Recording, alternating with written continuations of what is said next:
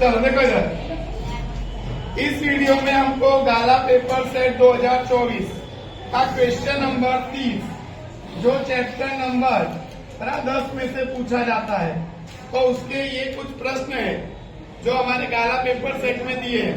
पहला प्रश्न है कि कारण दीजिए, भय दर्शक सिग्नल लाल रंग का क्यों रखा जाता है।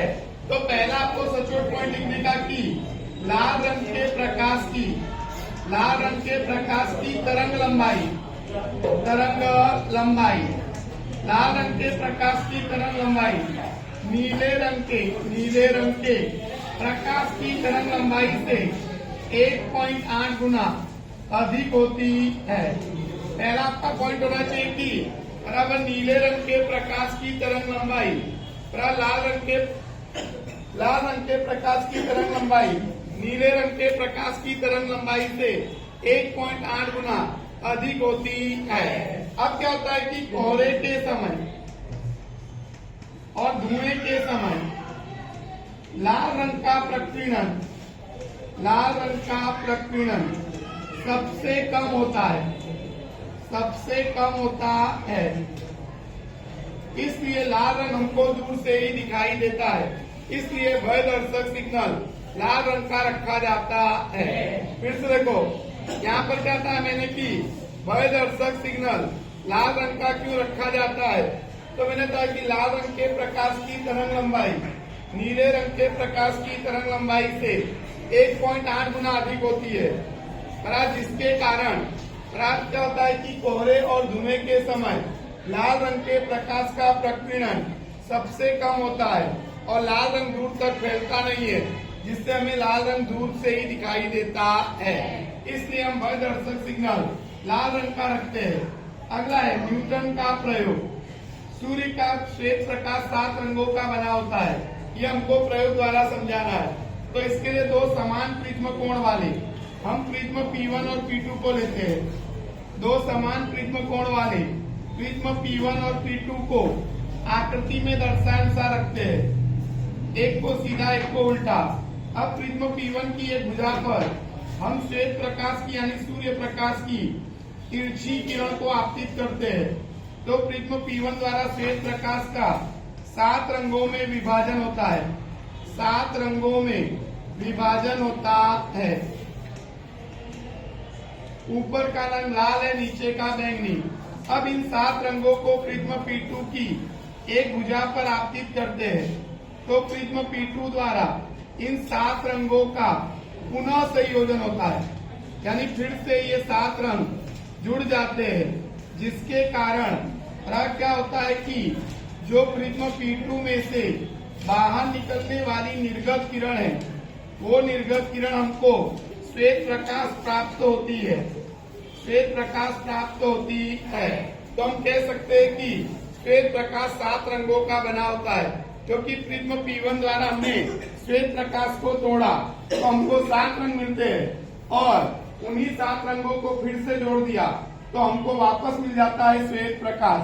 तो हम कह सकते हैं श्वेत प्रकाश 7 रंगों का बना होता है। फिर से देखो, दो प्रिज्म है, उनको आकृति में दर्शाए अनुसार रखते हैं। समान कोण वाले दो प्रिज्म को आकृति में दर्शाए अनुसार रखते हैं। प्रिज्म P1 की एक भुजा पर हमने सूर्य प्रकाश की तिरछी किरण आपतित की। प्रिज्म P1 द्वारा श्वेत प्रकाश का 7 रंगों में विभाजन होता है, यानी 7 रंग में ये क्या होता है, विभाजित। और इन्हीं 7 रंगों को प्रिज्म P2 की एक भुजा पर हमने आपतित किया, तो प्रिज्म P2 द्वारा इन्हीं 7 रंगों का पुनः संयोजन होता है, जिसके कारण प्रिज्म P2 में से बाहर निकलने वाली निर्गत किरण हमको श्वेत प्रकाश प्राप्त होती है। इसलिए हम कह सकते हैं श्वेत प्रकाश 7 रंगों का बना होता है। अब देखो इधर, यहाँ पर हमको थोड़ा समझना है। यहाँ पर हमको वस्तु दी है, ये उत्तल लेंस है, और यहाँ पर पर्दा रखा है। अब पर्दे पर वस्तु का धुंधला प्रतिबिंब बन रहा है। अब ये प्रतिबिंब हमको स्पष्ट बनाना है। इसके लिए हमको वस्तु के अंतर और फोकस दूरी में क्या परिवर्तन करना होगा, ये हमको बताना है। तो याद रखने का कि वस्तु का अंतर हमको क्या करना पड़ेगा, घटाना पड़ेगा, और फोकस दूरी बढ़ाएंगे। तो हमको पर्दे पर क्या होगा, वस्तु का स्पष्ट प्रतिबिंब देखने को मिलता है। जैसे कि तुम लास्ट बेंच पर बैठे हो और तुम बोलो कि मेरे को लिखा हुआ नहीं दिख रहा है, बराबर, मेरे को ये सर आपने जो लिखा वो नहीं दिख रहा है, तो मैं क्या करूंगा, आपको आगे ले आऊंगा। अगर आगे लाऊंगा तो आपका अंतर क्या हो गया, घट गया। आप वस्तु हो, पहले लास्ट बेंच पर बैठे थे, बराबर, तो क्या हो रहा था, आपको ये ब्लैक बोर्ड वाला धुंधला दिख रहा था, लेकिन मैंने जैसे तुमको आगे बिठाया वैसे तुमको ये क्या दिखने लगा, साफ। तो मैंने वस्तु का अंतर क्या किया, घटा दिया, बराबर। तो वस्तु का अंतर घटाएंगे तो पर्दे पर कैसा प्रतिबिंब बनेगा, स्पष्ट। अब फोकस दूरी को क्या करना पड़ेगा, बढ़ाना पड़ेगा। पहले फोकस दूरी कम थी इसलिए आगे काट रहा था, अब मैं बढ़ाऊंगा तो यहाँ पे काटेगा। तो इसका मतलब फोकस दूरी मेरे को क्या करनी पड़ेगी, बढ़ानी पड़ेगी। तो याद रखने का कि है ना, यहाँ पर वस्तु का अंतर क्या करना है, घटाना पड़ेगा। और बराबर फोकस दूरी बढ़ाएंगे तो पर्दे पर जो धुंधला प्रतिबिंब बन रहा था वो स्पष्ट प्रतिबिंब बनेगा। ये थोड़ा सा ट्विस्ट प्रश्न है, ऐसे प्रश्न बोर्ड में 2-3 पूछे जाते हैं। अगला कारण दीजिए कि दिन हमारे लिए 4 मिनट लंबा क्यों होता है। तो ये पृथ्वी है और ये पृथ्वी पर कोई अवलोकन कहाँ है, और ये क्षितिज या क्षैतिज किरण है, क्षितिज किरण है। अब क्या होता है कि वास्तविक सूर्योदय का मतलब सूर्य का वास्तव में क्षितिज को क्या करना, पार करना। वास्तविक सूर्योदय का मतलब सूर्य का वास्तव में क्षितिज को क्या करना, पार करना। लेकिन वायुमंडलीय अपवर्तन के कारण, वायुमंडलीय अपवर्तन के कारण हमको 2 मिनट पहले सूर्योदय हुआ दिखाई देता है। 2 मिनट पहले सूर्योदय हुआ दिखाई देता है। तो 2 मिनट पहले सूर्योदय हमको दिखाई देता है। तो लिखने का कि वास्तविक सूर्योदय का मतलब सूर्य का वास्तव में क्षितिज को पार करना, लेकिन वायुमंडलीय अपवर्तन के कारण हमको 2 मिनट पहले सूर्योदय दिखाई देता है। उसी प्रकार वास्तविक सूर्यास्त का मतलब सूर्य का वास्तव में क्षितिज के नीचे जाना, लेकिन वायुमंडलीय अपवर्तन के कारण हमको 2 मिनट बाद तक भी सूर्यास्त दिखाई देता है। तो 2 मिनट पहले सूर्योदय दिखाई देने से और 2 मिनट बाद तक सूर्यास्त दिखाई देने से दिन 4 मिनट लंबा बनता है। तो ये हमको इसका उत्तर लिखना है। अगला है प्रिज्म की आकृति बनाकर आपतन कोण और विचलन कोण बताओ। तो देखो ये प्रिज्म है, प्रिज्म की ये त्रिभुजाकार सतह है। तो देखो प्रिज्म की सतह पर जो किरण आपात होती है उसको हम बोलते हैं आपतित किरण। क्या बोलते हैं, आपतित किरण। अब ये आपतित किरण इस अभिलंब के साथ जो कोण बनाती है उस कोण को बोलते हैं आपतन कोण।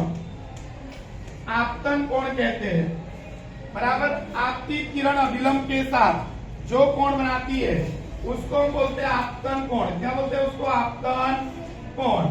आपतन कोण कहते हैं। तो लिखने का आपतित किरण अभिलंब के साथ जो कोण बनाती है उसको आपतन कोण कहते हैं। अब ये क्या है, निर्गत किरण है। तो निर्गत किरण, अब ये आपतित किरण को आगे बढ़ाने पर और निर्गत किरण को आगे बढ़ाने पर एक दूसरे को ये काटती है जी पर, और इनके बीच में जो कोण बनता है उस कोण को हम बोलते हैं विचलन कोण। क्या बोलते हैं उसको, विचलन कोण।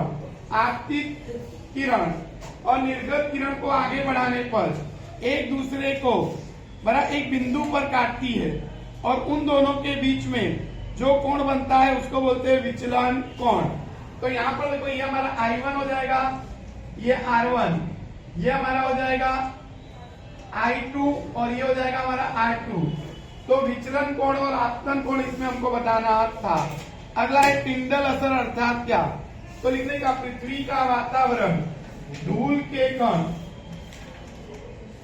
पानी की बूंद, पानी की बूंद, धुएं के कण, धुएं के कण और हवा के अणुओं का, हवा के अणुओं का मिश्रण है। अब ये सब कैसे कण है, कोलाइडल, कोलाइडल कण है। तो ऐसे कणों पर जब प्रकाश गिरता है तो प्रकाश का प्रकीर्णन होता है और हमको प्रकाश का मार्ग दिखाई देता है। प्रकाश का मार्ग दिखाई देता है और इस घटना को बोलते हैं टिंडल असर। इस घटना को टिंडल असर कहते हैं। फिर से देखो, पृथ्वी का वातावरण, धूल के कण, धूल के कण, पानी की बूंद, धुएं के कण और हवा के अणुओं का क्या है, मिश्रण। अब ये सब कण वातावरण में घुले नहीं है तो इनको हम बोलते हैं कोलाइडल कण। और ऐसे कणों पर जब प्रकाश गिरता है तो प्रकाश का प्रकीर्णन होता है और हमको प्रकाश का मार्ग दिखाई देता है। इस घटना को बोलते हैं टिंडल असर। इसका उदाहरण लिखना हो तो लिखने का कि कमरे के छत के सूक्ष्म छिद्र में से जब सूर्य की किरण कमरे में क्या करती है, प्रवेश, तो हवा में रहे धूल के कण द्वारा उसका प्रकीर्णन होता है और हमको प्रकाश का मार्ग दिखाई देता है। इस घटना को बोलते हैं टिंडल असर। दूसरा, यही घटना घने जंगल में जब सूर्य की किरण क्या करती है, प्रवेश, तो हवा में रहे पानी की बूंद के द्वारा उसका प्रकीर्णन होता है और हमको प्रकाश का मार्ग दिखाई देता है। तो ये है टिंडल असर। तो ये चैप्टर नंबर बराबर 10 के क्वेश्चन नंबर 30 पर पूछे गए प्रश्न थे, जिनके ये उत्तर है। आपको उत्तर पॉइंट वाइज लिखने हैं। विज्ञान में पॉइंट डालकर उत्तर लिखते हैं।